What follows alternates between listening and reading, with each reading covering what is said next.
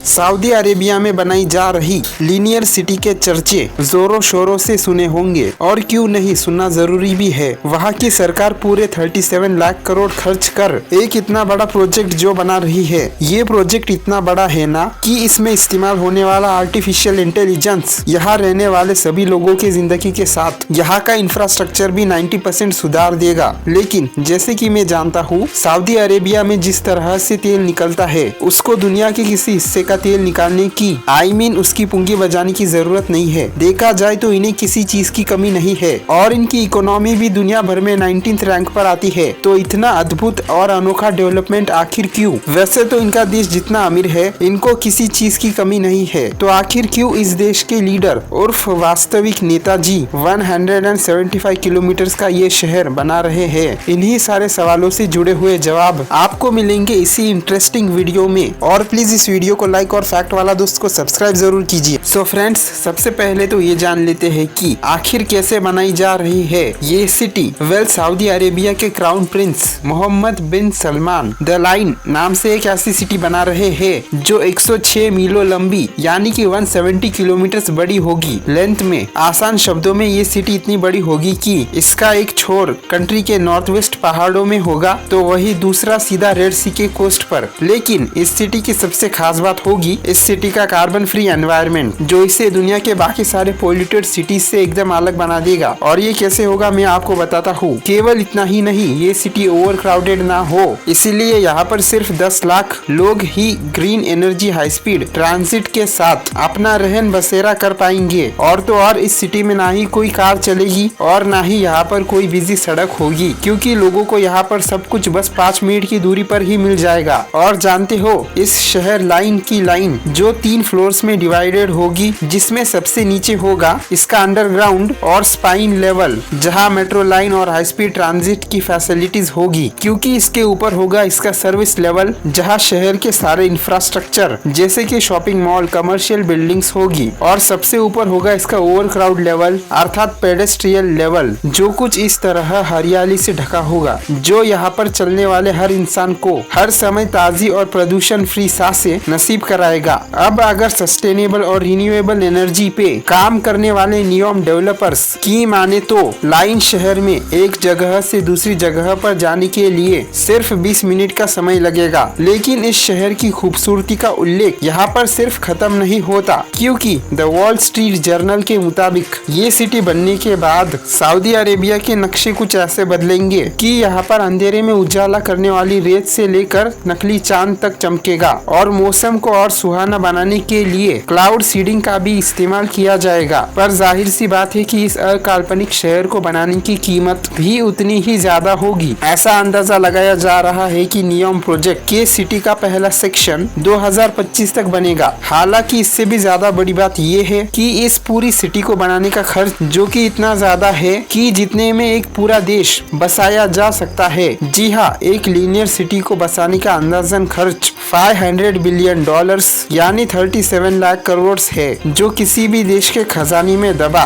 तो मिलेगा नहीं। इसीलिए सऊदी अरेबिया ने जनवरी 2019 में अनाउंस किया था कि वो नियोम प्रोजेक्ट के नाम से जॉइंट स्टॉक कंपनी शुरू कर रही है, जिसका मकसद पब्लिक इन्वेस्टमेंट फंड और सॉवरेन वेल्थ फंड की मदद से एक इकोनॉमिक जोन बनाना है। इस कंपनी को बनाने की एक वजह ये भी है कि नियोम के हर प्रोजेक्ट को रिन्यूएबल एनर्जी पे बनाने की प्लानिंग हो रही है, जिसमें खर्चा बहुत ज्यादा होने वाला है, ताकि उनके देश में कुछ ऐसा बन सके जिससे पर्यावरण को भी नुकसान ना हो और देश की अर्थव्यवस्था भी बढ़ती रहे। ये प्रोजेक्ट इतने बड़े स्केल पर बनाया जा रहा है कि इजिप्ट भी अपने हिस्से की कुछ जमीन देने के लिए राजी हो गया है। और तो और यूएस ने भी जुलाई 2020 में घोषणा कर दी कि लाइन के बन जाने के बाद वो दुनिया का सबसे बड़ा ग्रीन हाइड्रोजन प्लांट भी सऊदी अरेबिया में ही बनाएगा। अब क्योंकि लाइन देश के लीडर मोहम्मद बिन सलमान का सबसे बड़ा प्रोजेक्ट है, इसको जगह भी दी गई है जो 26,500 किलोमीटर है। अकाबा गल्फ और रेड सी के बीचों बीच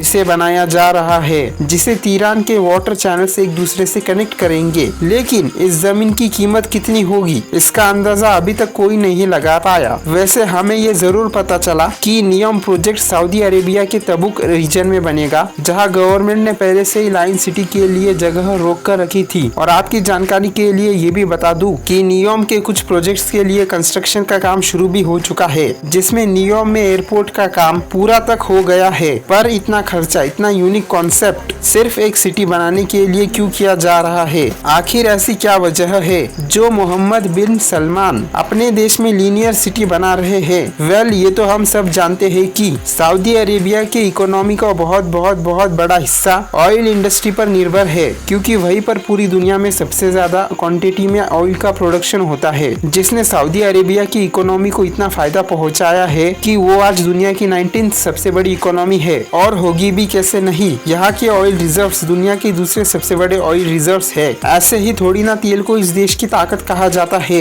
लेकिन इससे इस बात को नजरअंदाज नहीं किया जा सकता कि एक ही रिजर्व पर भविष्य में निर्भर होना बहुत ही बड़ा रिस्क है। मान लो अगर कभी ऑयल रिजर्व्स धोखा देते हैं, जैसे कि ऑयल के प्राइसेस क्रैश हो जाए या फिर ऑयल रिजर्व्स खत्म हो जाए, तो उस सिचुएशन में कंट्री की इकोनॉमी की हालत बहुत बुरी हो जाएगी। और इसी के कारण कंट्री की गवर्नमेंट अपनी इकोनॉमी को अलग अलग क्षेत्रों में बढ़ाने की कोशिश कर रही है, जिसके तहत सऊदी विजन 2030 को बनाया गया है, जिसमें कंट्री अब अपने इंफ्रास्ट्रक्चर प्रोजेक्ट्स, एजुकेशन, टूरिज्म जैसे सेक्टर्स में बहुत ज्यादा इन्वेस्ट करने लगी है, ताकि उनके लिए नए रास्तों में इकोनॉमी का दरवाजा खुल सके। और इसी बड़े कैंपेन का सबसे बड़ा प्रोजेक्ट नियोम का पार्ट है द लाइन सिटी, जिसे ऐसा प्रोजेक्ट बताते हैं जो दुनिया में बढ़ रहे पोल्यूशन और ट्रैफिक एक्सीडेंट्स के इश्यूज को मुंह तोड़ जवाब दे देगा। हालांकि मुद्दे की बात यह है कि क्या सच में इस प्रोजेक्ट से सऊदी अरेबिया में रहने वाले लोगों का फायदा है? अब अगर बिन सलमान की माने तो 2050 तक उनके देश में कम से कम 1 मिलियन लोगों को कार्बन डाइऑक्साइड और सी लेवल के बढ़ते प्रकोप की वजह से अपनी जन्म या कर्म भूमि छोड़कर कहीं और पर रहना पड़ेगा, जबकि 90% लोग पोल्यूटेड एरियाज में रहने के लिए मजबूर हो जाएंगे। और इसीलिए उनकी सरकार नियोम प्रोजेक्ट में लीनियर सिटी को बनाकर कुछ ऐसा बनाना चाहती है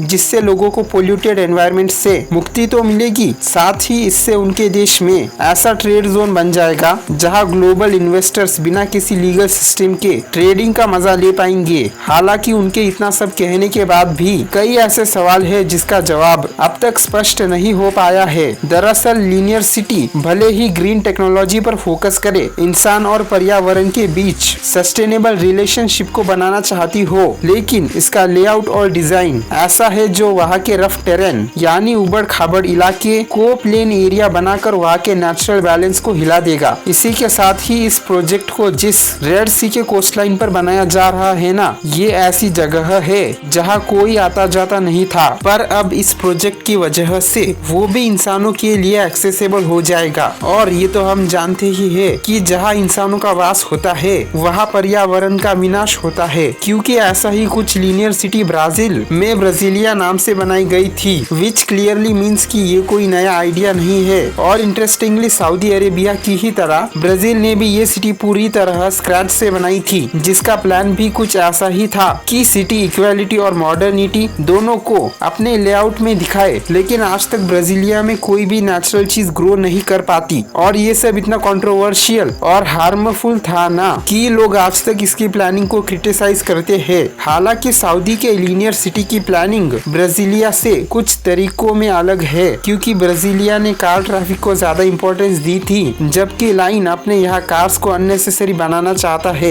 लेकिन ये बात भी सही है कि उस टाइम ब्राजील ने कुछ ऐसा ही सोचकर ब्राजीलिया डिजाइन किया था। और ऐसे में ये देखना काफी इंटरेस्टिंग होगा कि द लाइन में रूलर और आर्किटेक्चर का विजन सही तरह से इम्प्लीमेंट होता है या फिर नहीं, और क्या ये सच में यहाँ रहने वाले लोगों की जिंदगी और जरूरतों को पूरा कर पाता है। खास तौर पर इस एरिया में रहने वाले अल हुआइतत ट्राइब को इस तरह से जबरदस्ती उनकी जगह से हटाया जा रहा है, जिसके कारण वहाँ के लोगों ने यूएन से प्रोजेक्ट पर इन्वेस्टिगेशन करने के लिए कहा है। अब फ्रेंड्स, इस मामले में क्या विचार है आपके? अगर आप चाहे तो जापान के कुछ शॉकिंग फैक्ट्स को या फिर मैंगो फ्रूटी के कुछ यूनिक फैक्ट्स को यहाँ क्लिक करके देख सकते हैं। Thank you for watching this video.